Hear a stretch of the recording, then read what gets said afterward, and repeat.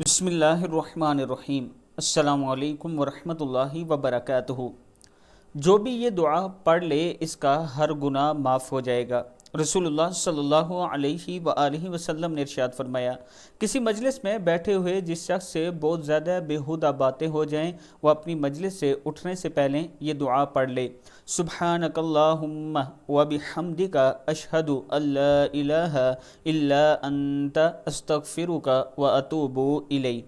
اے اللہ تو پاکیزہ ہے، اپنی حمد و ثنا کے ساتھ میں گواہی دیتا ہوں کہ تیرے سوا کوئی معبود نہیں، میں تجھ سے بخشش مانگتا ہوں اور تیرے حضور توبہ کرتا ہوں، تو اس مجلس میں سرزد ہونے والی اس کی ساری لغزشیں معاف کر دے۔ ترمذی کی حدیث ہے۔ اللہ تعالی ہم سب کو یہ دعا پڑھنے کی توفیق دے۔ اس کے ساتھ میں اپنے دوستوں سے گزارش کروں گا کہ میں ایک یتیم بچے کا گھر بنا رہا ہوں، اس میں آپ دوستوں کے تعاون کی ضرورت ہے۔ تقریباً 4 لاکھ روپیہ میرے پاس جمع ہو چکا ہے، 7 لاکھ روپے کی ضرورت ہے۔ یہ میرا واٹس ایپ نمبر ایزی پیسہ اور جائز کیش اسی نمبر پر موجود ہے۔ السلام علیکم ورحمۃ اللہ وبرکاتہ۔